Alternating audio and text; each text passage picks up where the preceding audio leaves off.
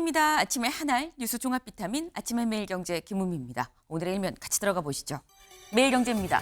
최재해 이창수 취재 감사원장, 이창수 중앙지검장 야당의 줄탄핵의 줄 기각이란 결과가 나왔다라는 거죠. 어제 오전 10시 헌법재판소에서 최재해 감사원장, 이창수 중앙지검장을 비롯한 검사 3명에 대한 탄핵안이 기각이 됐습니다.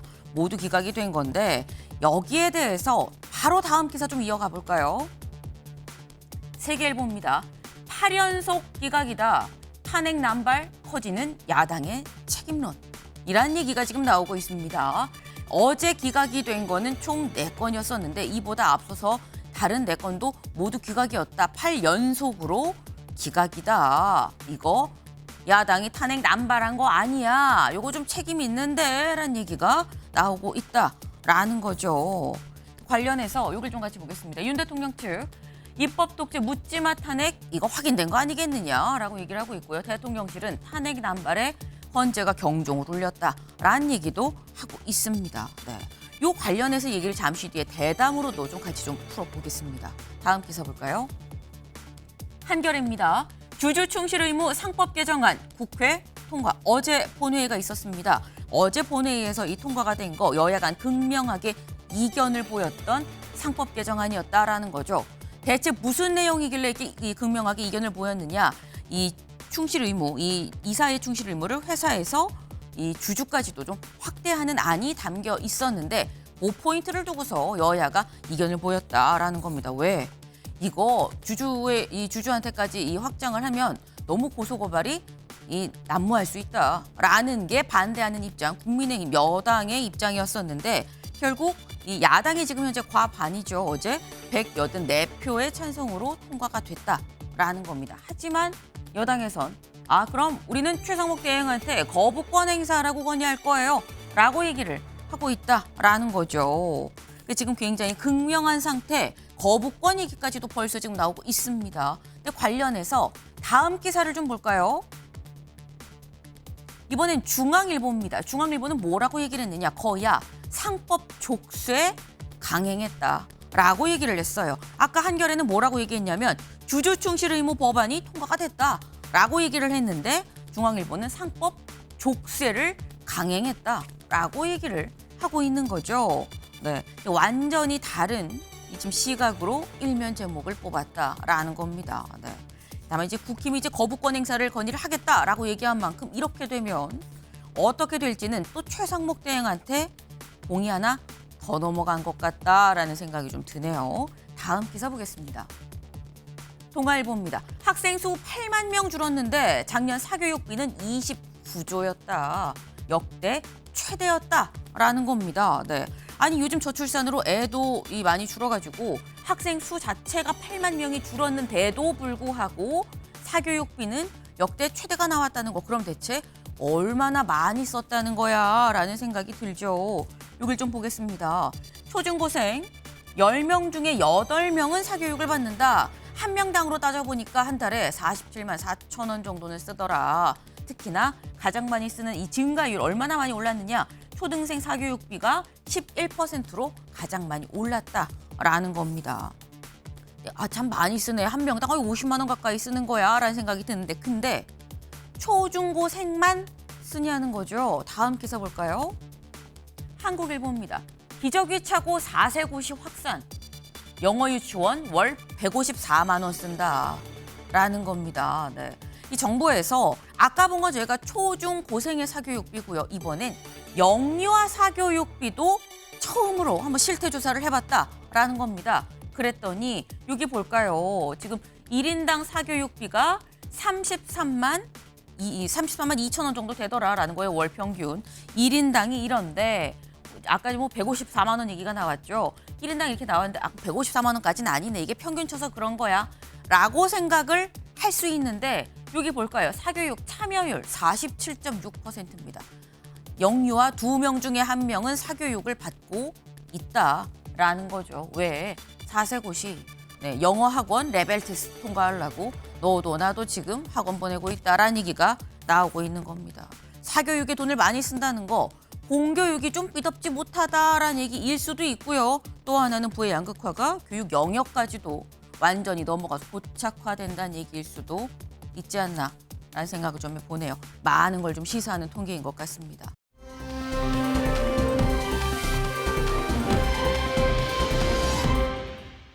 노랗게 핀 꽃입니다. 노랗게 핀. 네, 이 노란 봄이 전남 구례 이 반곡마을입니다. 반곡마을에 왔다라는 거죠. 네, 요즘 미세먼지 황사가 좀 기승이긴 했습니다만 참 날이 따뜻했었죠 계속. 그러다 보니까 이렇게 노란 봄이 성큼 다가왔다라는 거예요. 오늘도 따뜻합니다. 오늘은 얼마나 따뜻하냐? 다음 기사 하나만 더 볼까요? 오늘은 낮 최고 21도까지도 올라간다. 더운 3월이다라는 거예요. 네. 이 그동안 어제, 그제, 그제 계속해서 전국을 뒤덮었던 황사, 미세먼지 요거는 좀 또 한풀 꺾인다라는 거. 다만 지금의 이 따뜻한 이 공기가 내일까지는 이어질 수 있는데 이 일요일 날 주말에 5mm 안팎의 비가 오고 기온이 뚝 떨어져서 영하로도 일요일에는 또 내려간다고 하니까요. 그 점도 좀 같이 염두에 두셔야 될 것 같다라는 말씀을 같이 드립니다. 아침엔 매일경제 뉴스 종합 비타민 언제나처럼 TV로 크게 보시다가요. 궁금한 점 유튜브 댓글로 남겨주시면 같이 좀 얘기를 해보겠습니다. 함께해 주실 분들 소개합니다. 안녕하세요.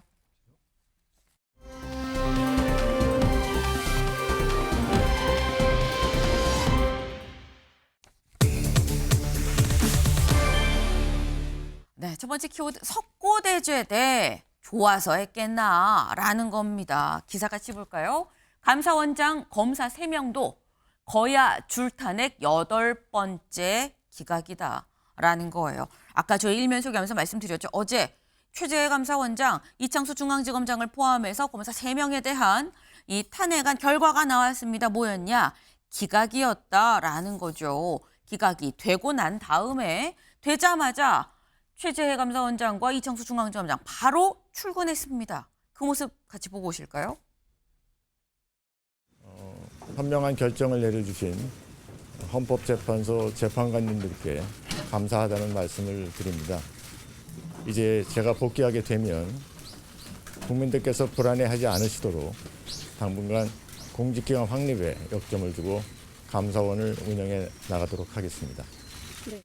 그건 이제 직무 정지됐을 때 그 중앙지검으로 이송이 되었다는 것을 언론 기사를 통해서 보았고요.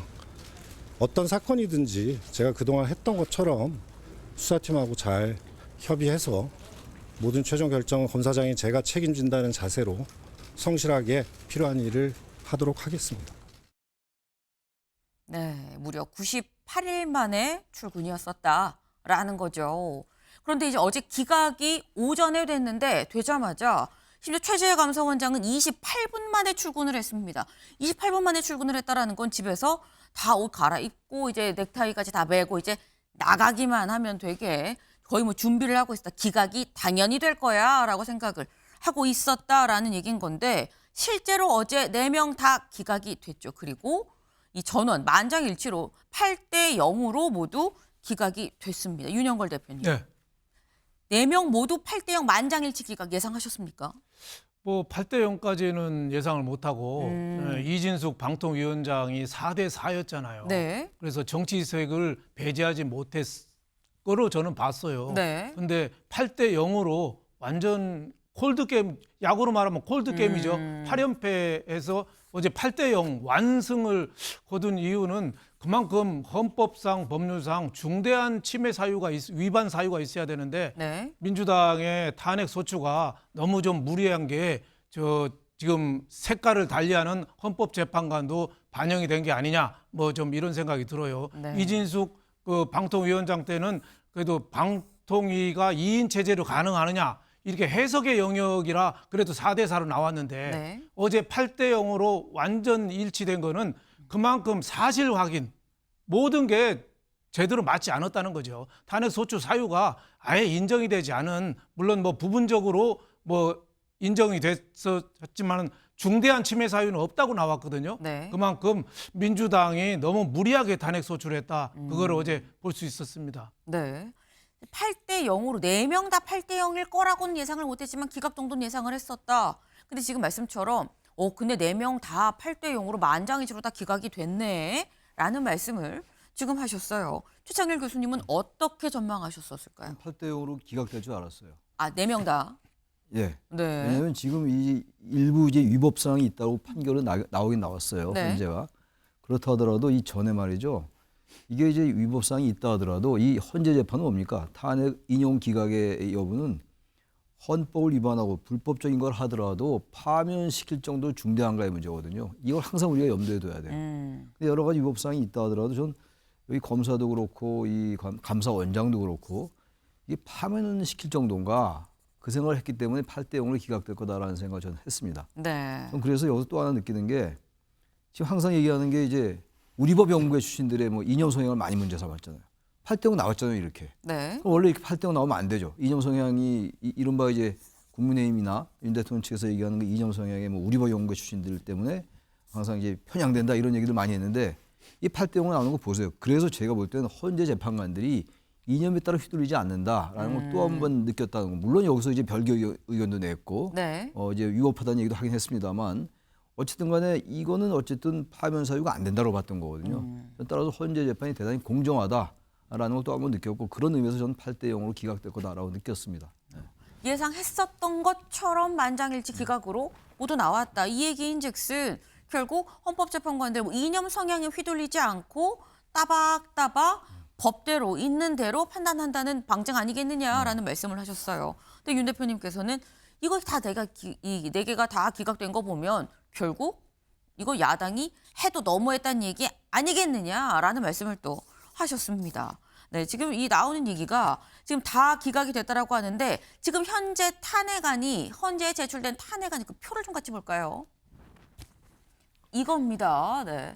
지금 이 야당이 윤석열 정부 출범하고 난 다음에 한 29번 탄핵 시도를 일단 했었어요. 근데 관련해서 어제 나온 거는 여기죠. 네, 죄송합니다. 어제 나온 거는 요 부분인 거예요. 네, 요 부분. 최재해 감사원장, 이창수, 조상원, 최재훈. 여기가 이제 기각이 된 거고, 요 앞서서 이진수 방통위원장이 4대 4가 나왔었는데, 근데 이미 여기서부터 쭉 뭐 이상민, 이동관, 손준성, 뭐 이동 쭉 해갖고 굉장히 많은 무려 9차례 정도의 이 탄핵 시도가 있었다라는 거죠. 그런데 지금 여기 보면 결과가 지금 나와 있습니다. 여기는 기각, 철회, 심리중단, 기각, 폐기, 이 아직 상정이 안 된 거고 어제 나왔던 또 기각들, 이진수 방통위원장의 기각, 줄줄이 해서 결국 인용된 건 하나도 없고 기각만 현재 8개다라는 거예요. 그러다 보니까 세계일보 같이 볼까요? 8연속 기각, 탄핵 남발 커지는 야 책임론입니다. 네. 최찬일 교수님. 네. 국민의힘은 인용된 게 하나도 없지 않느냐. 그러니 야당이 과도하게 했다는 증거 아니야? 라고 지금 얘기를 하고 있는 거거든요. 그런 비판 받아도 할 말 없을 것 같아요. 결과가 얘기하는 거거든요. 네. 검사들도 기소를 하고 난 다음에 무죄가 여러 번 나오면 검사에 대한 책임론이 부각이 됩니다. 마찬가지예요. 어쨌든 여러 가지 위법사항이 있어서 탄핵 소추를 의결했다 하더라도 네. 이유가 있다 하더라도 결과적으로 지금 한 명도 인용이 안 됐어요. 앞으로도 모르겠어요. 앞으로 뭐 대통령이 끼어 있고 그러니까 모르겠습니다만. 근데 이런 상황이니까 당연히 이건 탄핵 소추권 남발이다라는 비판을 들어도 할 말이 없게 됐는데 단지 중요한 게 이게 지금 이제 아무래도 윤 대통령 탄핵과 관련시켜서 볼 수밖에 없잖아요. 현재 이 국면이 말이죠. 네. 지금 얘기하는 게 보면 헌재가 이러한 이 기각이 됐음에도 불구하고 탄핵을 시킬 정도로 중대하지 않는다 하더라도 탄핵 소추권 남용으로 볼 수 없다 이렇게 얘기했어요. 설령 부수적인 정치적 목적이 있다 하더라도 네. 이 부분을 탄핵 소추권 남용으로 볼 수 없고 부적법한 것은 아니다 이렇게 얘기를 했거든요.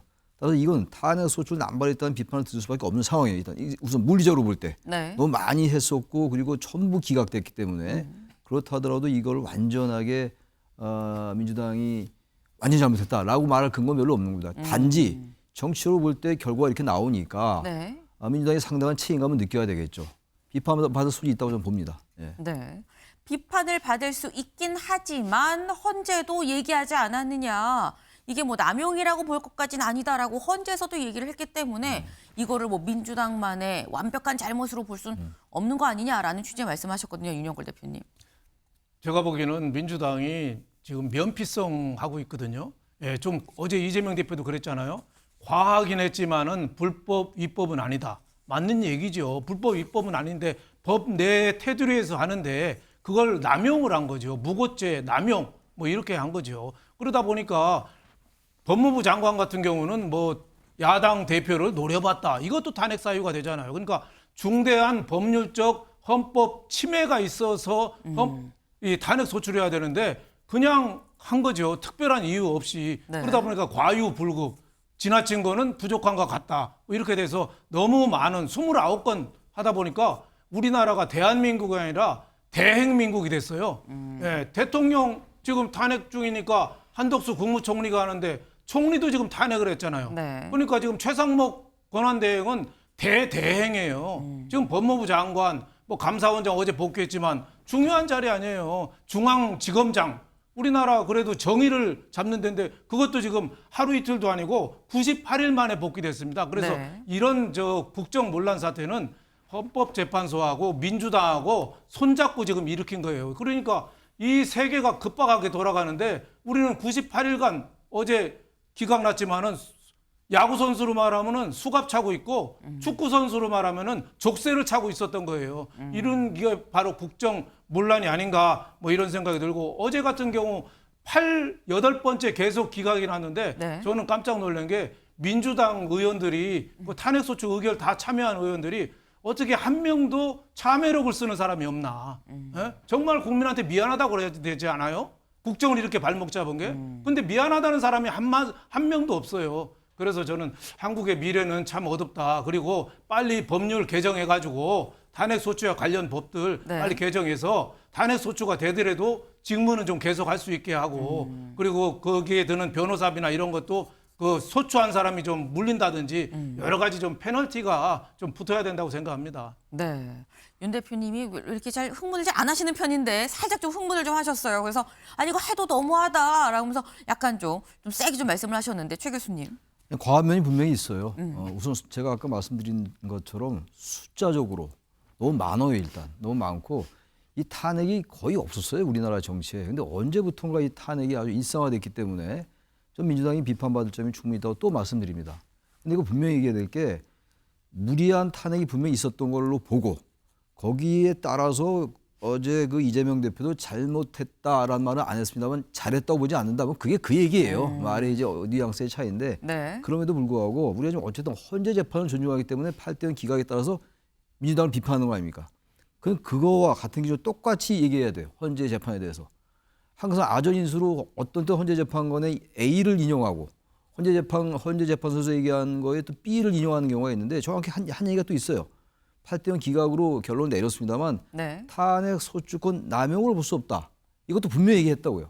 그냥 남용은 아닌 거예요. 남용이라는 느낌이 들어도 네. 일단 이렇게 분명히 언어로 얘기했기 때문에 남용으로 볼 수 없다. 명확하게 적시했기 때문에. 무조건 정확하게 얘기했어요. 남용으로 볼 수 없다라고 이런 취지가 아니고 정확하게 남용으로 볼 수 없다라고 얘기하면서 부적법한 것은 아니다. 라는 얘기까지 했다고요. 근데 네. 이거는 남용이 아니기 때문에 민주당이 그렇게 얘기할 근거는 있는 건데 제가 말씀드리지 않습니까? 그러나 비판받을 점이 충분히 있다는 거예요. 너무 많이 했어요. 그리고 국민들의 일반 정서로 볼 때 아주 민주당을 지지하는 아주 강성 지지층들은 그렇지 않겠습니다만 민주당이 너무 과하구나. 그냥 탄핵 너무 많이 나오니까 탄핵이라는 게. 네. 그런 점이 있다 하더라도 이걸 완전히 민주당을 헌재와 짜고 했다 이런 식의 표현. 물론 그건 뭐 그게 본질적인 건 아니라 하더라도 제가 말꼬리 붙잡는 건 아닌데 그렇게 볼 수 없다는 거예요. 네. 헌재가 분명히 8대0 기각했잖아요. 그래서 그런 점을 잊지 말아야 된다. 그걸 제가 강조하는 겁니다. 네. 지금 두 분 말씀하시면서 이재명 대표도 뭐 얘기했잖아요 라고 말씀을 하세요. 근데 이재명 대표도 사실 이 헌재 기각 결정이 나기 전에 기각이 날 것 같다라고 살짝 예상을 했었던 것 같다라는 생각이 드는 게 결정이 나기 전에 이런 얘기를 했거든요. 잠깐 들어보고 올까요? 많은 건 사실인데 그렇다면 예를 들면 우리가 그 뭐 좋다고 했겠습니까? 비판이 있을 거 저희도 알죠. 근데 우리로서는 나름의 할 말은 있는 사안인데 이걸 닭이 먼저냐 달걀이 먼저냐를 따지면 끝이 없죠. 민주당도 잘한 건 없고 잘못한 게 있지 않냐. 예. 동의해요. 그냥 편한 길을 선택한 건 아닐까? 네. 네. 뭐 그런 생각도 우리는 하죠. 네.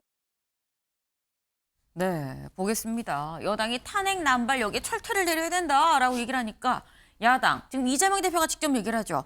많은 건 사실인데 뭐 우리도 좋아서 했겠습니까? 라고 지금 얘기를 하고 있어요. 윤영걸 대표님. 네.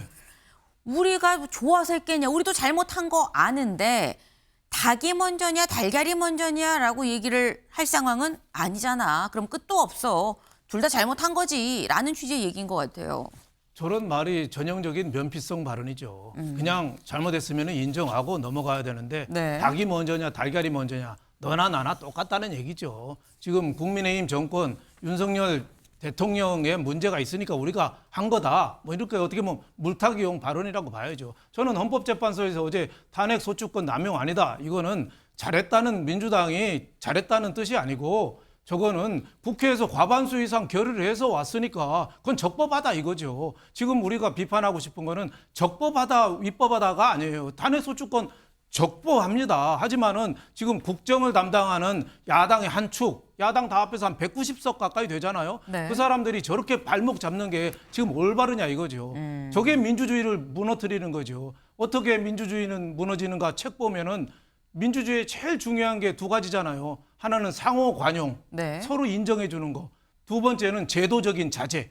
할 수 있지만 자제하는 거죠. 탄핵 소추권도 제도적 자제를 해야죠. 할 수 있지만 자제해야죠. 지금 탄핵을 남발해서 어제 감사원장하고 중앙지검장이 불과 98일, 무려 98일간 손발이 묶였어요. 이거를 어떻게 정상적인 국정이라고 볼 수 있겠어요. 여기에 대해서는 민주당이 쿨하게 저는 사과하고 앞으로는 더 이상 이렇게 좀 지저분하게는 안 하겠다. 네. 이렇게 무리하게 안 하겠다. 저는 인정하고 넘어가야 된다고 봅니다. 네. 그러니까 지금 윤 대표님 말씀은 이재명 대표 얘기는 뭐 같이 잘못했다고 얘기하는 거 이거 물타기 아니냐라고 지금 말씀을 하셨어요. 근데 관련해서 권성동 원내대표가 권성동 국민의힘 원내대표죠. 국민의힘 원내대표가 이렇게 얘기를 했습니다. 그 얘기 잠깐 들어보고 얘기 이어가 보죠.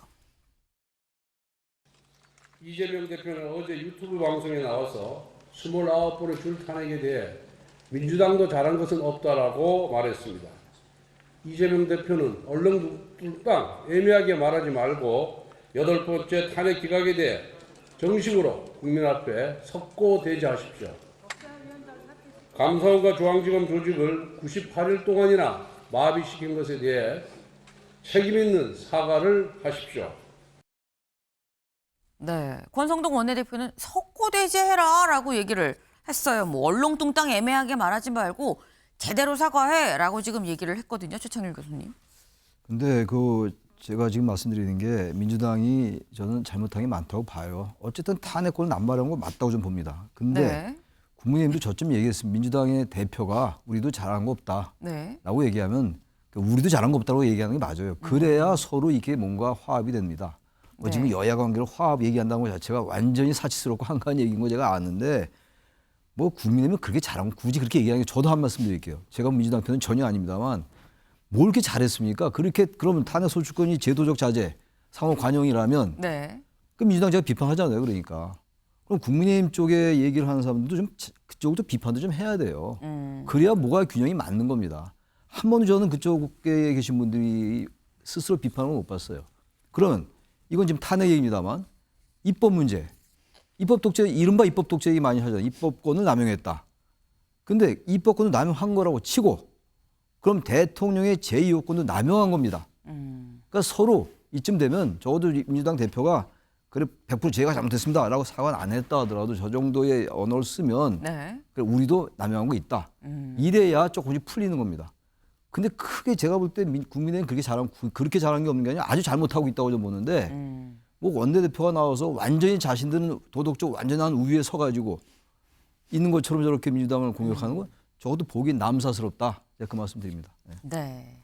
가는 말이 고우면 오는 말도 고와야 되는데 왜 가는 말 고운데 오는 말은 여전히 심하냐 뭐 이런 말씀을 지금 하신 거예요. 정치가 좀 서로 관용 배려가 좀 있으려면 주거니 받거니 그런 것도 좀 같이 배려가 있어야 되는 거 아니야라는 말씀을 지금 하셨는데 사실 아까 그 말씀하셨죠. 지금 내가 이런 얘기 안 통할 거 아는데라고 하면서 말씀을 하셨어요. 실제로 지금 국회의원들은 입법을 하는 사람들이죠. 법을 만들어가면서 약간 대립 국면으로 넘어가는 게 아닌가라는 생각이 듭니다. 권성동 원내대표 뭐라고 얘기했느냐 다음 기사 볼까요?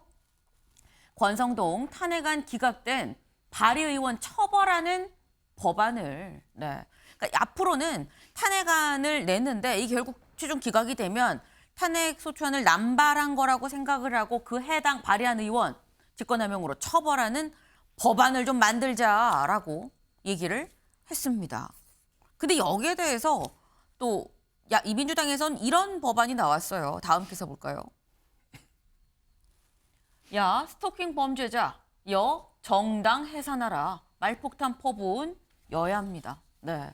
지금 민주당에서는 정당을 해산해야 된다라는 얘기를 하고 있습니다. 여기 좀 볼까요? 박홍근 민주당 의원 한 발 더 나아갔다. 국민의 해산을 겨눈 정당법 개정안 발의를 준비하고 있다. 개정안에 당원인 대통령이 내란 외환죄로 형이 확정되면 정당 해산 심판 청구, 탄핵이 되거나 내란 외환죄로 형이 확정된 대통령의 정당은 직후 선거에 후보자 추천 불가 등이 담겼다라는 거죠. 그러니까 지금 윤 대통령의 탄핵안이 최종 인용이 만약에 되고 그리고 형사소송에서도 내란죄, 내란 외환죄가 인정이 된다고 하면 그럼 아예 이 정당 자체는 후보 내지 마라라는 걸로 법으로 만들겠다라고도 얘기를 했다라는 겁니다. 이게 이렇게 되면 윤영걸 대표님 법 대 법으로 싸우겠다는 것 같아요. 그러니까 지금 윤석열 대통령 탄핵 선고가 사실은 오늘 있다고 많이 예측을 했잖아요. 전망이 많았었죠. 네, 지금 아무 얘기 없이 늦어지고 있어요. 네. 언제 나올지 아무 얘기가 없어요. 뭐 이달 말에 할지 다음 달로 넘어갈지 아무 얘기도 없으니까 이게 거의 전쟁 국면으로 들어가는 거 아닌가 이렇게 싶어요. 제가 보기에는 국회의원들 원내대표를 전 원내대표, 지금 원내대표죠. 네. 권성동 원내대표 저런 얘기도 굉장히 지나친 얘기죠. 탄핵안 기각되는 발의의원을 처벌하는 법을 만든다. 그거는 처벌을 할 수가 없죠. 그럼 국회의원 활동을 제어하는데 너무 규제하잖아요. 그러니까 네.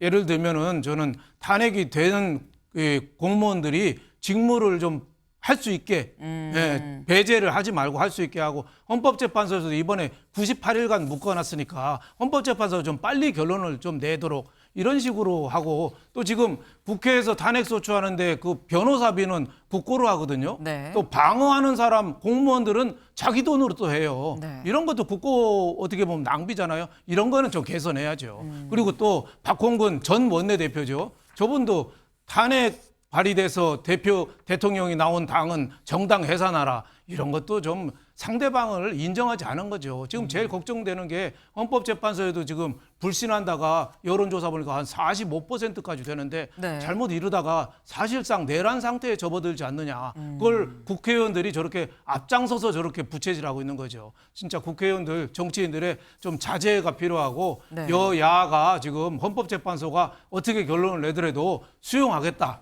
납득하고 수용하고 우리나라 정치 발전을 위해서 노력하겠다. 이런 선언을 각자 좀 해야 된다고 저는 봅니다. 네. 지금 여야가 너무 극단으로만 가는 거 아니겠느냐. 특히나 이 극단으로 가는데 가장 선두에 의원들이 있으면 안 되는 거 아니겠느냐라는 말씀을 하셨어요. 네.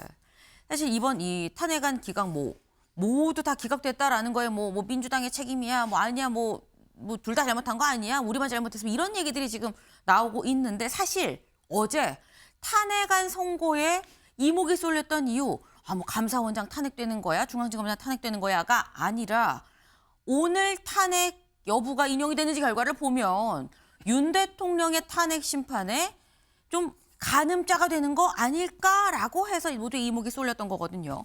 다음 기사 하나 볼까요? 4대4 진영 논리 비판에 8대0 잇따라 전원일치 결정입니다. 네.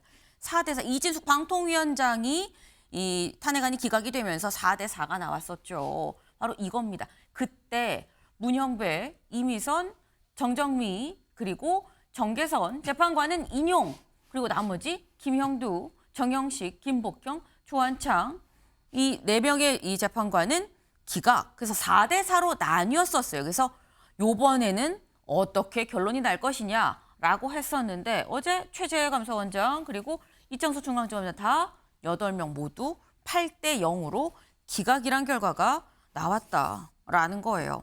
근데 조선일보 지금 제목을 보면은 진영 논리 비판에라는 게 앞에 붙었죠. 요거 최천일 교수님. 그러니까 이 제목을 보면 진영 논리가 작용하는 거 아니냐는 비판을 헌재가 의식한 결과가 아니었겠느냐라는 취지로 약간 보이는 거거든요. 저는 그렇게 보지 않습니다. 헌재 저는 일관되게 말씀드리는 게 네. 저분들의 뭐 이념 성향이 있겠죠. 저도 있고 다 있죠, 모든 사람들이. 예, 그런데 이 항상 말씀드리는 겁니다만 이 헌재 재판은 위헌적이냐 불법적이냐, 그리고 위헌 불법이 각계의 그 공직에 맞는 파면 사유에 해당하느냐 안 하느냐 이걸 보는 거예요. 거기서 자신의 이념 성향에 개입될 여지가 전혀 없다고 할 수 없겠죠. 인간이니까. 네. 저 보세요. 제가 아까 말씀드린 게 우리법 연구에게 그렇게 하는데 이번에 왜 안 합니까 그럼? 그 얘기 해야죠. 우리법 연구에 임에도 불구하고 8대 5에서 고맙다라는 말도 해야죠. 그런 논리라면은 그런 말 할 필요 없겠습니다만. 네. 저 지금 조선일보 얘기가 정확히 맞는 거예요. 4대4 진영 논리 비판에 그거 의식해서 했다?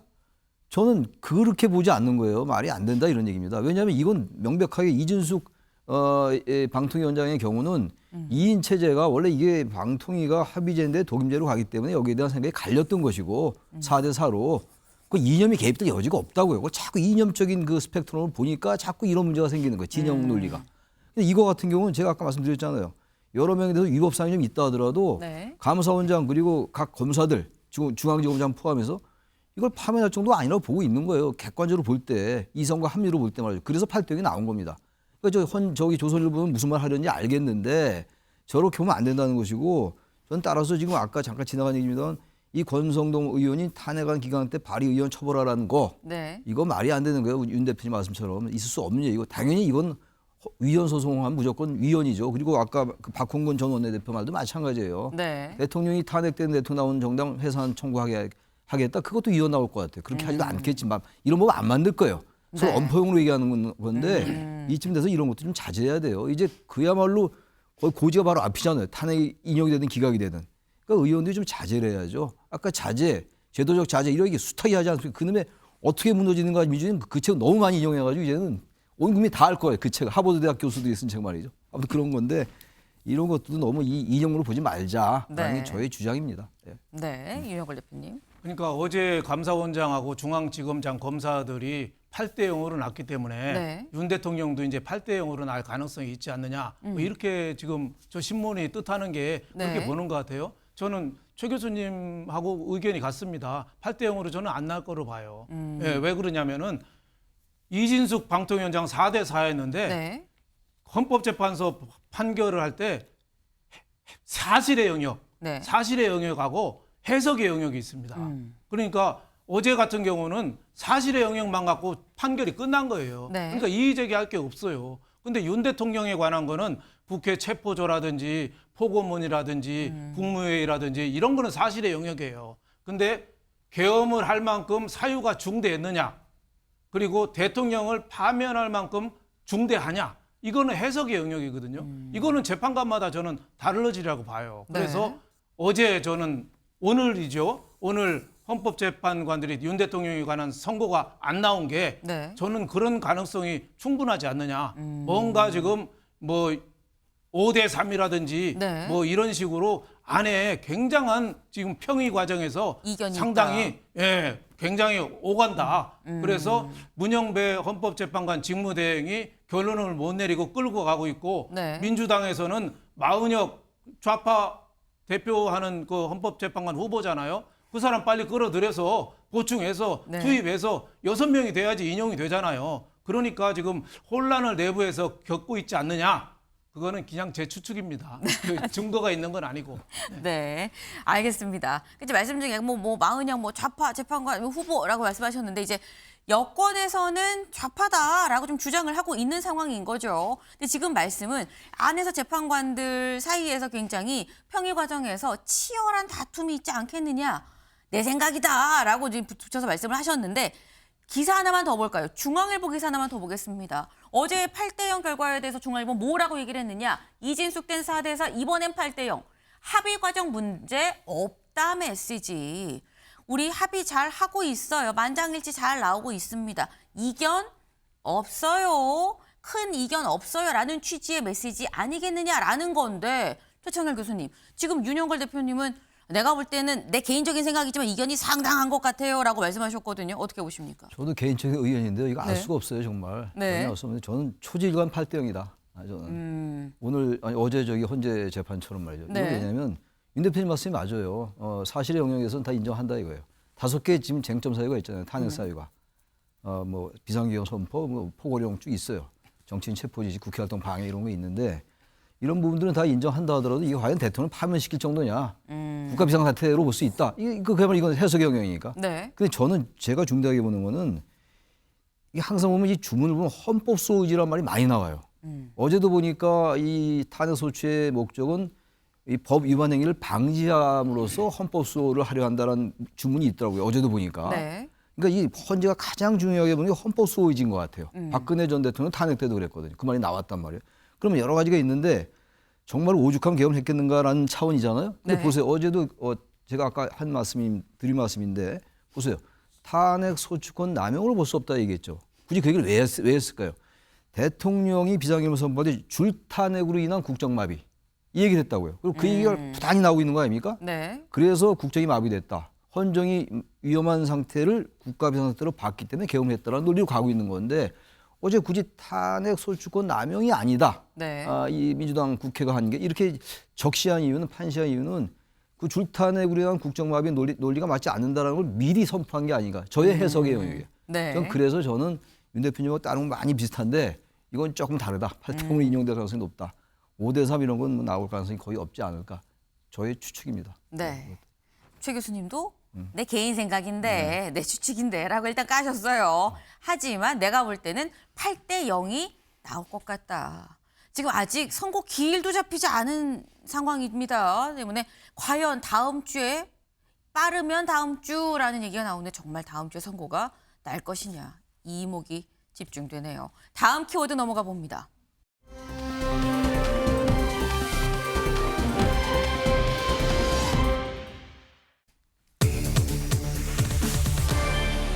나비 효과입니다. 나비 효과. 기사 볼까요? 윤 구속 취소 외부 영향에 흔들림 없어. 검 즉시 항고 포기 고수. 네. 사실 이 천대합 법원행정처장이 뭐라고 얘기했느냐. 윤 대통령의 구속 취소 결정 이거 검찰이 즉시 항고해서 상급심 판단을 다시 한번 받아보는 게 필요합니다. 라고 얘기를 하고 대검에서 회의가 열렸었죠, 어제. 그런데 회의 끝에 결론이 어떻게 났느냐. 어제 대검에서 입장문을 내놨습니다. 입장문 볼까요? 검찰의 입장에 변함이 없다. 구속 취소 결정에 대한 불복 여부는 검찰의 업무 범위다. 라고 얘기를 하면서 우리가 다 듣고 숙고 끝에 준 사법적 결정을 내린 이상 어떠한 외부의 영향에도 흔들림이 없어야 된다라고 얘기를 했습니다. 네, 이경민 변호사님. 예. 사실 처음에 즉시 항고할지 말지를 결정을 할 때 수사팀에서 강하게 즉시 항고해야 됩니다라고 했지만 얘기를 듣고 심우정 총장이 최종 포기하겠다라고 결정을 했다라고 했는데 근데 어제 있었던 요 회의를 보면은 처음에 결정보다 훨씬 더 완고하게 나온 듯한 느낌이 들거든요. 어제 회의에서 대체 반대 목소리가 얼마나 나왔던 거냐라는 생각이 들어요.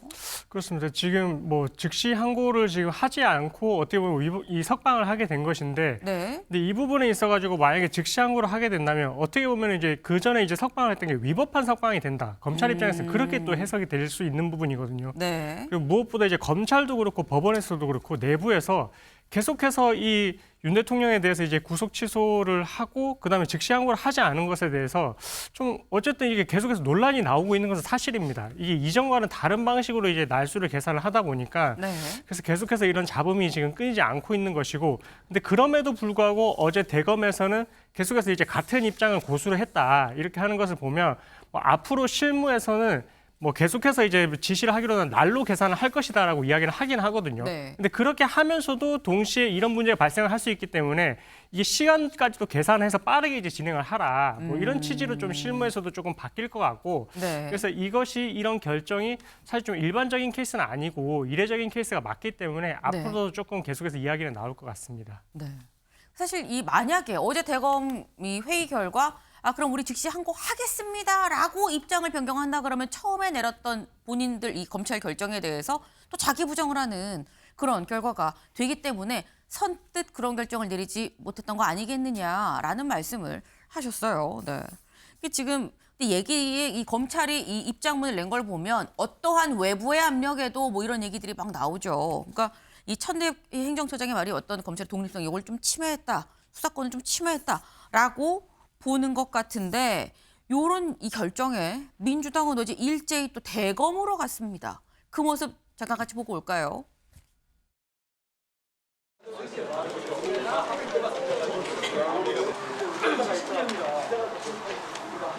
검찰은 즉시 항고 조치하라. 첫 단추를 잘못 끼웠으면 다 풀고 처음부터 바르게 단추를 끼워야 합니다. 검찰이 즉시 항고를 통해 상급심의 판단을 받아 원칙과 기준을 정리하는 것이 가장 바람직한 최선의 방법입니다. 즉시 항고 포기는 법적 형평성과 법적 안정성을 안전히 무너뜨리는 결정입니다. 이미 대검이 구속기간을 날로 선정하라는 지침을 다시 내려보내면서 시로 석방된 유일한 사례는 윤석열 대통령 혼자가 되게 되었습니다. 네, 여기 보겠습니다. 대검 즉시 항고 포기 재확인, 야당 70명, 청사 앞 둘러쌌다라는 거예요. 이 대검에서 우리 다시 한번 즉시 항고 안 합니다. 포기할 거예요. 라고 얘기를 하니까 지금 보시는 것처럼 이 대검 청사 바로 앞에 이 민주당 의원들 한 70여 명이 지금 모였다라는 거죠. 근데 이런 모습이 최창렬 교수님, 이 국회의원 70명이 다 같이 청사 앞에 가서 기자회견을 이렇게 쭉 둘러싸서 한다는 거 이건 검찰 입장에서 이거 위력 행사라고 느끼지 않을까요? 당연히 그렇게 느낄 수 있죠. 그렇게 느끼라고 한 것 같아요. 느끼라고 한 거다. 네, 그래서 저는 야당도 그렇고 여당도 그렇고 검찰이건 헌재건 법원이건 어떤 사법기구 또는 준사법기구에 가서 저렇게 하는 거 좋지 않은 것 같아요. 민주당으로서 상당한 위기감이 생겼어요. 지금 대통령이 석방되고. 네. 그래서 탄핵 반대 집회 규모가 굉장히 커지면서 좀 탄핵 찬반이 벌어지는 것 같다 다시 좁혀지는 것 같아요. 여론조사 결과 보니까.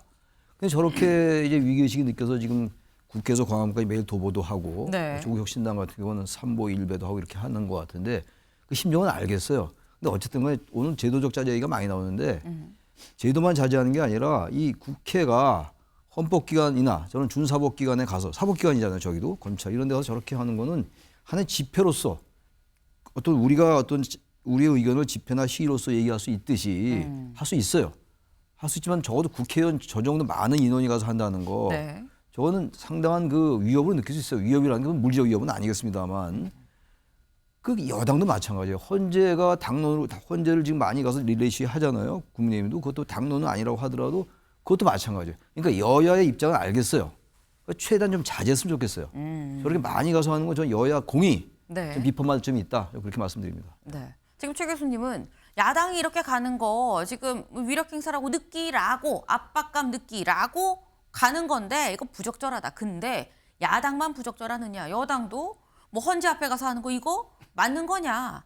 여야 공의당 그만 좀 해라라는 말씀을 지금 하셨습니다. 네.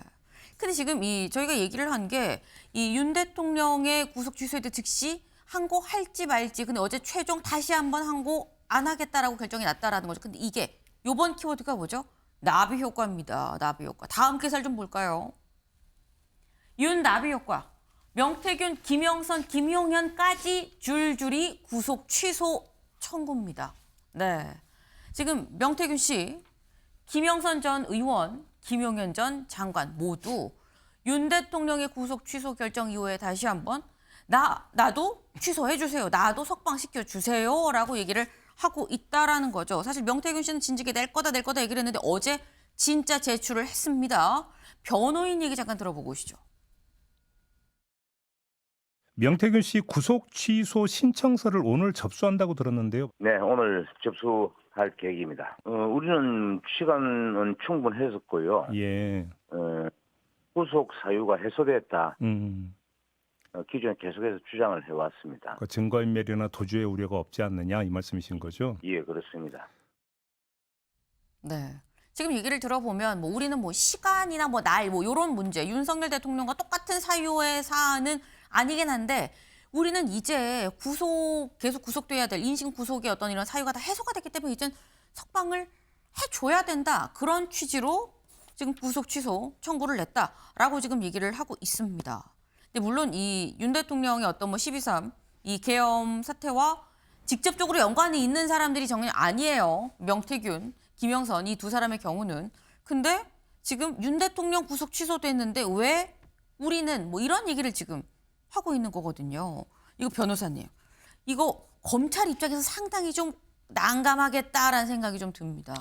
근데 뭐 어떻게 보면 보통의 일반적인 절차에서는 이렇게 기소된 경우에 네. 구속 기소된 경우에 보석 청구를 많이 합니다. 근데 이제 윤 대통령 같은 경우는 구속 취소라는 청구를 먼저 하게 됐는데 네. 그게 물론 이제 구속 기간 계산에 대한 부분도 문제를 제기를 했지만 어쨌든 공수처의 이 내란죄 수사권이 있는지 여부, 그래서 이 부분 자체가 구속 자체가 부당하다는 부분에 대해서 이제 집중을 해가지고 이런 청구를 했었던 건데, 네. 근데 이제 그게 인용이 되다 보니까 이 지금 나머지 지금 명태균 씨라든지 아니면 뭐 김현선 전 의원 아니면 뭐 김효연 전 장관까지 나도 그러면은 구속 취소가 인용이 될 수 있는 거 아니야? 좀 이렇게 생각을 하는 것 같고요. 그래서 완전히 어떻게 보면 지금 구속이 된 이 케이스가 다른 사례인데도 불구하고 구속 취소 청구가 이렇게 이제 법원에서 받아들여지다 보니까 나도 이렇게 되는 게 아니냐 이렇게 생각을 하면서 줄줄이 지금 이렇게 나오는 것 같고, 여기에 더해서 네. 일반인들도 만약에 피의자 신분에서 지금 재판을 받고 있는 그쵸. 상태라면 구속되어 있는 상태에서 내가 혹시나 나도 이게 일수 계산이 잘못된 거 아니야? 네. 이렇게 하면서 구속 취소 청구를 할 수 있을 그런 이제 요건이 마련이 된 것 같거든요. 그래서 이 부분에 있어서는 사법 질서에 있어서 엄청난 파장을 가지고 오게 될 것 같고, 이게 계속해서 유지가 된다면 기존에 이제 해왔던 관행이 완전히 바뀌게 되는 것이라서 좀 그런 부분들이 검찰도 그렇고 법원도 그렇고 좀 많이 이제 문제가 될 수 있는 사안인 것 같습니다. 네, 최 교수님.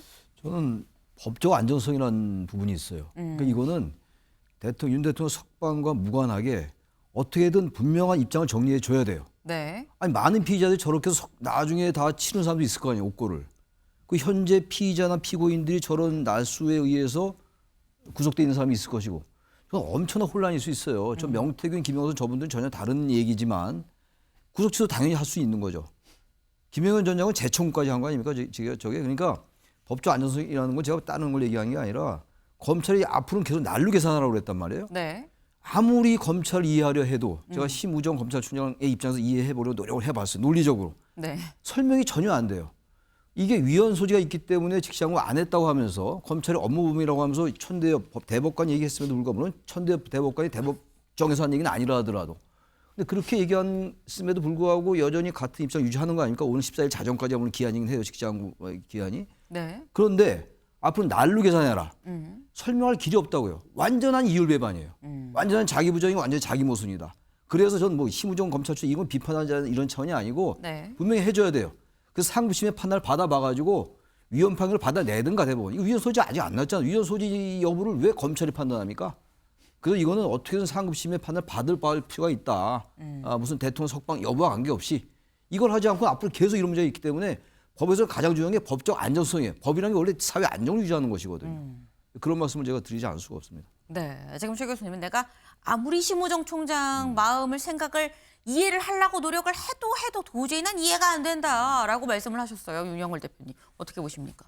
저는 뭐 이 명태균, 김영선, 김영현 이분들이 자기네들도 구속 청구 취소한 거는 네. 그런 속담 있잖아요. 숭어가 뛰니까 망둥이도 뛴다고. 지금 완전히 사안이 달라요. 네. 윤 대통령은 그 날짜 계산을 지기현 판사가 시간 계산으로 하는 게 맞다. 9시간 이상 불법 구금 상태다. 그리고 또 공수처가 내란 수사권이 있는지 분명하게 밝혀지지가 않았고 판례도 없으니 이게 앞으로 잘못되면 공소기각까지 될 수 있으니까 이걸 분명하게 해야 된다. 그래서 구속 취소한 거 아니겠어요? 근데 따라서 저분들은 아무 이유 없이 날짜도 상관없고 네. 내란 수사권도 아니고 상관도 없는데 같이 한 거는 그냥 묻어가려는 거 아닌가 이런 생각이 들어요. 요즘 보면은 속담과 관련된 게 많아요. 저 민주당 의원들이 네. 저는 대검청 70명 가서 둘러쌌잖아요. 네. 그분들이 가려면은 저 서울중앙지법에 가야 되는 거 아니에요? 지기현 판사가 판결을 구속 취소했으니까 거기에 항의하러 가야 되는데 왜 종로에서 뺨 맞고 한강 가서 눈 흘기죠? 저 검찰은 네. 위헌이니까 그동안에 헌법재판소에서 구속 취소 즉시항고가 위헌이 났으니까 한 거잖아요. 그럼에도 불구하고 검찰의 만만한 게 뭐라고 저렇게 하는 거는 저게 올바른 태도인가. 물론 뭐 국민의힘이 헌법재판소 가서 집회하는 것도 옳지 않지만은 네. 저렇게 지금 이 혼란기에 윤 대통령 선거를 앞두고 이 혼란기에 묻어가려는 세력하고 저렇게 부추기려는 세력 이런 거를 국민들이 좀 잘잘못을 분명히 가려야 되지 않나 이렇게 생각이 됩니다. 네, 지금 여기저기 좀 이렇게 사자성어, 속담이 좀 많이 나온다라고 말씀을 하셨는데 최 교수님 짧게. 얘기해요. 제가 딴 건 얘기하는 게 아니라 검찰에 간 이유는 말이죠. 네. 법원의 판결은 되돌릴 수가 없어요. 근데 이건 지금 직시항고가 남아있기 때문에 직시항고 해달라는 걸로 간 거예요. 네. 약간 다르다. 그런 말씀 드립니다. 네, 알겠습니다. 이제 아직 직시항고란 절차가 남아 있으니까 그걸 하라고 간 거 아니겠느냐라는 또 반박도 하셨어요. 네. 이제 이 사안이 계속 논란이 될 수밖에 없는 게 대검에서 지난번에 이 논란에 대해서 뭐라고 얘기를 했었느냐 같이 볼까요? 이렇게 얘기를 했어요. 지침을 뭐라고 내렸냐? 법원의 구속 취소 결정, 법원, 검찰, 실무에 부합을 하지 않는다. 실무예에. 그러니까 원칙적으로 종전과 같은 방식으로 구속 기간을 산정하라라고 얘기를 했는데 이게 이 변호사님 사실 엄밀히 말하면 밑에서는 아니 어떻게 하려는 거야 라는 생각이 들 수 있는 부분인 거거든요. 그렇죠. 지금 그 부당하다라고 하면서 근데 기존 지침대로 이제 하다라고 하니까 일단은 따르긴 따라야 되는데 네. 그래서 이게 뭐 시간 단위로 해야만 하는 게 이제 어떻게 보면 법원의 결정이고 네. 근데 그렇게 하려고 했더니 이제 위에서는 또 기존대로 하라고 하고 그러다 보니까 이게 제가 만약에 실무자라고 하더라도 혼란이 올 것 같거든요. 네. 그래서 어쨌든 뭐 지금 검찰에서는 구속기간과 계산하기 관련해서는 어쨌든 법원에서 혹시나 이제 계속해서 이런 주장이 나온다면 네. 이거에 대해서는 다투겠다, 본안에서 다투겠다라는 입장이긴 하니까 일단은 뭐 지침이 내려오기를 지금 날로 계산을 하라고 하니 네. 일단은 날로 계산을 하되 대신 지금처럼 이제 시간에 쫓겨가지고 기소를 하게 되면 똑같이 이런 문제가 발생을 할 수 있으니까 아마 앞으로는 뭐 구속기간이 만기가 되기 전에 네. 뭐 똑같이 갱신을 신청을 한다든지 아니면 훨씬 이전에 이제 기소를 할 수 있는 쪽으로 좀 빠르게 진행을 하지 않을까.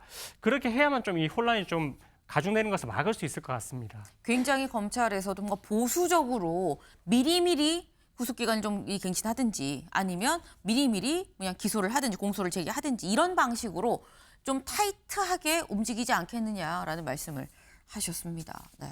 본안에서 일단 또 다툰다고 하니까요. 본안 결과에 따라서 또 어떻게 될지까지도 지켜봐야 되겠다라는 생각이 좀 드네요.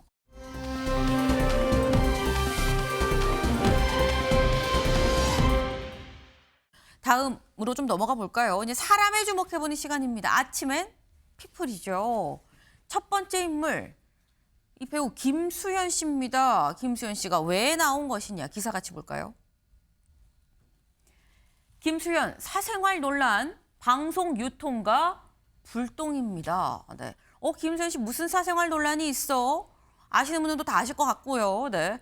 여기 같이 보겠습니다. 유튜브 방송 가세연에서 김세론 씨, 이 배우 김세론 씨의 유족 측이 주장을 한 내용을 인용해서 고인이 김세론 씨가 15살 때부터 6년 동안 김수현 씨와 교제를 했다라는 주장을 했습니다. 한 유튜브 방송에서 이렇게 주장을 하다 보니까 그럼 김세론 씨가 미성년자 때 만난 거야 라는 얘기가 뒤늦게 나오고 있는 거죠. 근데 일단 이건 다시 한번 분명히 말씀드립니다만 주장입니다. 실제 정말 사귀었어 라고 확인이 된 건 아닌 상태예요. 일단 그런 유족 측의 얘기로 인해서 주장이 나왔다라는 건데 근데 여기에 대해서 김수현 씨 소속사 쪽은 뭐라고 얘기하느냐 같이 볼까요? 이렇게 얘기를 하고 있습니다. 사실관계를 바로잡고 근거 없는 루머에 대응을 하려고 명백한 근거를 바탕으로 다음 주에 입장을 밝힐 거다라고 얘기를 하고 있어요. 긴 시간 피로감을 들이게 돼서 송구합니다. 일단 근거가 없는 루머다라고 얘기를 하고요. 그래서 내가 명백한 근거 갖고 다음 주에 입장을 추측하는데 아니다. 이래해서 사실이 아니야. 사실 무근이다라는 얘기를 하겠다라는 걸로 지금 보입니다. 양쪽의 얘기가 완전히 지금 갈리는 거죠. 근데 완전히 갈리는 거라고 하긴 하지만 만약에 또 이게 사실이라고 한다면 그러면 이 변호사님 여기 지금 여기서 지금 나온 얘기가 미성년자 때 사귀었던 거 아니냐라는 건데 아니 뭐 사랑하는 사이에 뭐 나이가 중요해라고 할 수도 있습니다만 법적으로는 문제가 없는 겁니까? 그러니까 이제 법적으로 미성년자와의 관계에서 이제 문제가 되는 케이스는 네.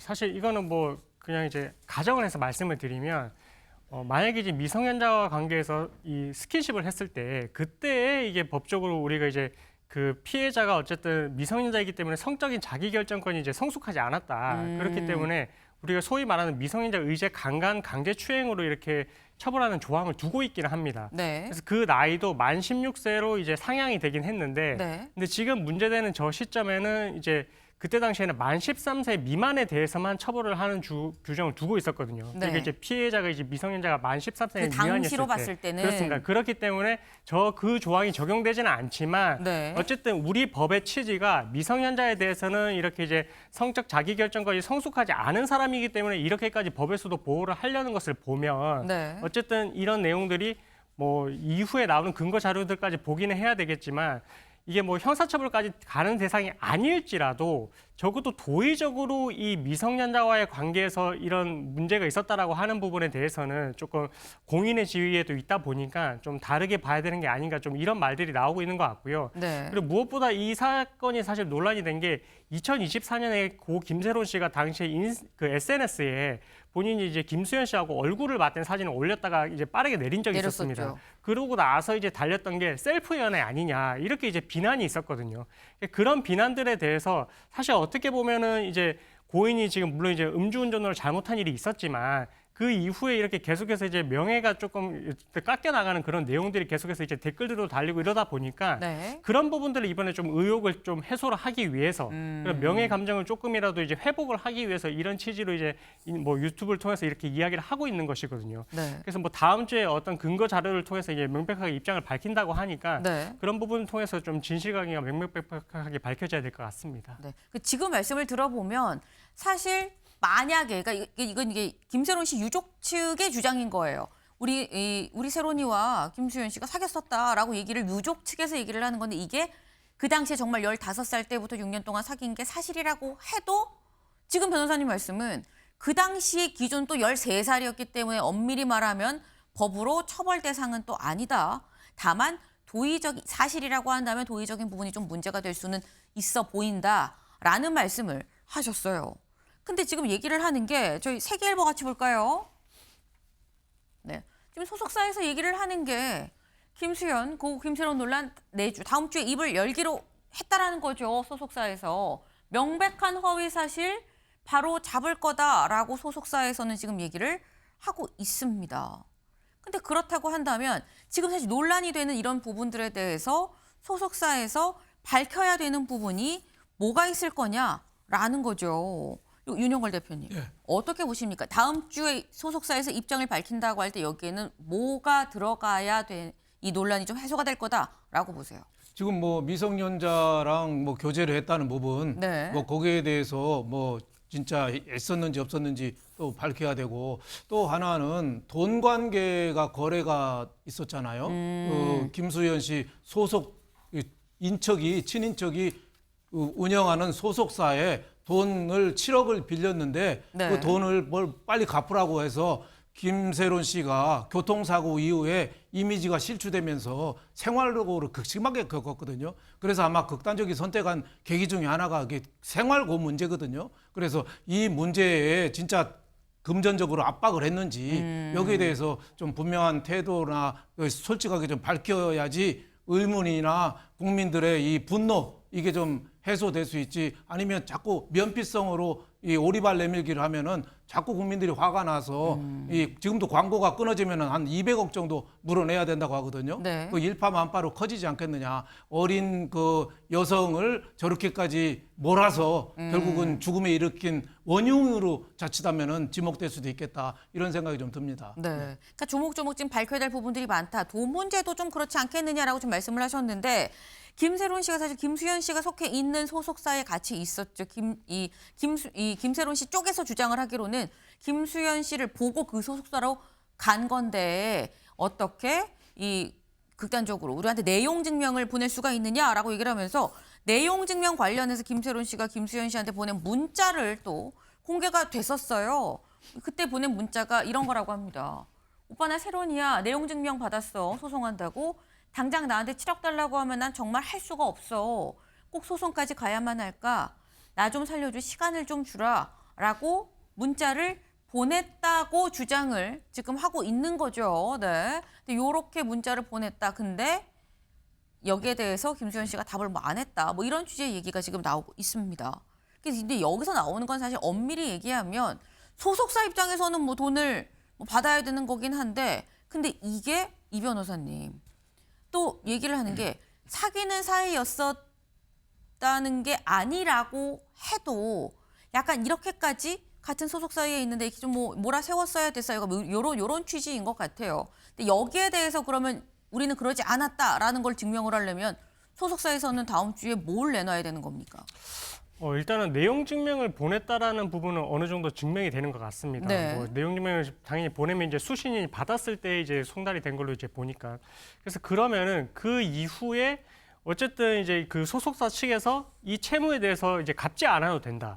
채무를 어쨌든 이 면제를 해주는 그런 의사표시를 했는지, 네. 그래서 그런 의사표시를 해서 이제 그게 김세론 씨한테 전달이 됐는지 그런 부분들을 좀 입증을 해야만, 그래야 우리가 이제 법적 책임을 물으려고 했지만 네. 더 이상 나아가지 않고 여기서 종결을 한 거다. 그래서 이런 부분들에 있어서 김세론 씨가 이제 고통을 받지는 않았을 것이다. 그 부분에 대한 우리가 가해 행위를 한 게 아니다. 이렇게 이제 증명이 될 수 있어가지고, 네. 그래서 뭐 그런 부분들에 대한 통화 녹음이라든지, 아니면 뭐 문자 메시지라든지, 아니면 뭐 변호인을 통해서 더 갚지 않아도 된다라는 취지의 뭐 그런 이제 회신을 또 했는지, 네. 뭐 이런 부분들에 대해서 이제 추가적으로 제출되는 자료가 있어야만 그런 부분들이 명백한 근거를 통해서 이제 확인이 될 수 있을 것 같다. 네. 근데 그게 아니고 그냥 구두로서 갚지 않아도 된다라고 말을 했다라고 하면 그것도 사실 어떻게 보면 김수현 씨 측의 주장에 불과하기 때문에 네. 그 부분도 어떻게 보면 이제 근거 자료를 통해서 이제 입증을 하겠다라고 했으니까 우리가 객관적인 증거 자료들이 제출이 되는지 좀 지켜봐야 될 것 같습니다. 네. 김수현 씨 측에서 전혀 사실 무건이다라고 얘기를 하려면 또 명백한 또 그 근거를 또 들고 얘기를 해야 되는 상황이다라는 말씀을 하셨어요. 근데 지금 이게 의혹의 수준인 거죠. 양쪽이 주장만 있는 얘기인 건데 관련해서 조선일보 같이 볼까요? 미성년 고 김세론과 교제한 의혹에 방송 하차 요구, 광고에서 지워지는 김수현이다. 지금 현재 김수현 씨가 활발하게 활동을 하고 있는 중입니다. 그런데 방송에서 하차하라는 요구가 이 게시판에 도배가 되고 있다고 그래요. 같이 볼까요? 네. 지금 현재 이 하고 있는 방송에서 김수현 하차 요구, 하차, 출연 정지, 네, 뭐 그러면서 논란임을 분량 다 편집, 강력히 요구합니다. 이런 내용들이 해당 프로그램의 게시판을 도배하고 있다라는 거죠. 더불어서 광고에서도 지금 김수현 씨가 하나, 둘 없어지고 있다라는 거예요. 지금 김수현 씨가 굉장히 많은 제품의 광고를 하고 있습니다. 뚜레쥬르, 뭐 LG생활건강, 뭐 K2, 홈플러스 등등등 한 10개 이상의 지금 광고를 하고 있는데 여기서 다 내려가고 있다. 근데 이 내려가는 게 계약이 마침 딱 만료가 돼서 내려가면 모르겠는데 변호사님, 이게 사실 위약금 같은 그런 조항이 또 연예인들은 있잖아요. 이 위약금 규모도 이 정도면은 상당하겠다라는 생각이 들거든요. 그렇습니다. 보통 이제 계약을 체결할 당시에 당연히 이제 계약금 내용들도 이제 중요한 내용이지만 네. 계약이 이 계약 당사자의 책임으로 인해서 파기가 됐을 때 그 부분에 대해서 이제 위약금을 당연히 이제 규정을 다 두고 있거든요. 네. 그래서 이 부분에 있어서도 위약금이 어떻게 책정이 되는지는 뭐 하나하나 계약 관계에 따라서 이제 다 계약금에 대한 위약금이 다를 것 같고 보통은 2배 정도는 이제 위약금이 된다라고 생각하시면 될 것 같습니다. 근데 이렇게 이야기가 나오는 이유가 네. 사실 이제 고 김세론 씨 측에서 주장을 하는 게 만약에 주장에 그쳤다면, 그러니까 물론 이제 주장에 그치긴 했지만 지금 상계에서 거기서 더 나아가서 근거 자료들을 제출을 하고 있거든요. 그 부분이 어떤 것이었냐면 뭐 기존에 이제 그 당시에 뭐 16세 때, 그러니까 김세론 씨가 16살 때에 그때 당시에 뽀뽀를 이제 김세론 씨가 하고 있는 사진이 이제 제출이 됐고, 네. 그리고 지금 뭐 군입대 했을 당시에 또 서신을 보냈을 때 그것 또한 이제 어떻게 보면 이제 객관적인 근거 자료로서 둘 사이에 연애가 있었던 거 아니야? 이렇게 지금 생각을 하게 되는 것이거든요. 네. 그래서 그런 부분들에 대해서 이게 어떻게 보면 의혹 제기에 그쳤다라고 할 것 같으면 그게 정말 진실이 아닌 어떻게 보면 좀 조작된 것이다. 뭐 이런 부분들에 대해서 김수현 씨 측에서 반박이 있어야 될 것 같습니다. 네. 그러니까 이런 지금 내놓는 증거들에 대해서 또 조작이다라는 얘기까지도 같이 있어야 실제 이게 위약금을 물지 안 물지까지도 결국 연동이 되는 거다라는 말씀인 것 같아요. 네.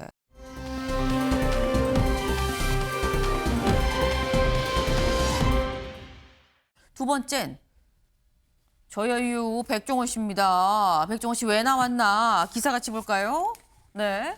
원산지 표기 위반 논란, 백종원 잘못 반성 사과하고 있습니다. 백종원 씨 요즘에 논란이 상당히 많죠. 오죽하면 이 논란들 좀 같이 보겠습니다. 햄 가격 그리고 햄의 돼지고기 함량, 이 품질 논란이 있었어요. 브라질산 닭고기 활용한 밀키트 논란, 감귤 맥주의 감귤 함량 논란, 불법 농지 사용 논란, 가스통 안전 논란, 원산지 표기법 위반, 뭐 한두 개가 지금 아닙니다. 많아도 너무 많다. 그러다 보니까 어제 무슨 이 만평에, 이건 어제 만평이에요. 어제 만평인데 어제 만평에 뭐라고 나왔느냐. 돌 굴러와요. 돌이 굴러가는데 돌이 막 백хэн 가격 퉁, 브라질 닭고기 퉁, 감귤 함량, 중국산 콩. 여기저기 다 맞았죠. 네. 보통이 아니다. 그런데 여기 보니까 내려갔는데 또 이번에 중국산 마늘까지 쩍 갈라지게 생겼다. 그래서 신용도 주가도 다 반토막이다. 라는 것까지 나왔습니다. 네. 백종원 씨 사실 한때는 뭐 대선 후보 나오는 거 아니야라는 얘기까지 있었습니다만 상당히 지금은 좀 힘든 시기다라는 거예요. 그래서 어제 또 백종원 씨 입장을 냈죠. 뭐라고 냈느냐. 깊이 반성하고 있다라고 얘기했어요. 겸허히 받아들이고 조속히 개선하겠다. 근데 여기서 지금 저희가 논란이 굉장히 많은데 이게 변호사님 짧게 여쭤볼게요. 이런 논란들, 뭐 원산지 표기, 뭐 가스통 안전 이런 부분들이 사실상 뭐 배임, 횡령 이런 것까지는 아니고 좀 작은 것 같다라는 생각이 드는데 또 개수는 많아요. 이렇게 될 경우 처벌이 어떻게 되는 겁니까? 근데 이게 처벌이 보통 이전에 처벌 전력이 있는지가 중요합니다. 그러니까 이게 만약에 초범이라고 할 것 같으면 네. 이 부분에 대해서 제대로 인지를 못했다라고 하게 되면 어느 정도 이제 또 선처를 해주기도 하거든요. 네. 그래서 뭐 처벌 수위가 뭐 징역형까지 가는 그런 사건은 아닌 것 같고 사건이 많다고 하더라도 뭐 벌금형 정도에 그치지 않을까 이렇게 좀 추측이 됩니다. 네. 전에 전력이 있냐 없냐가 더 중요한 사안일 것 같다라는 말씀이요.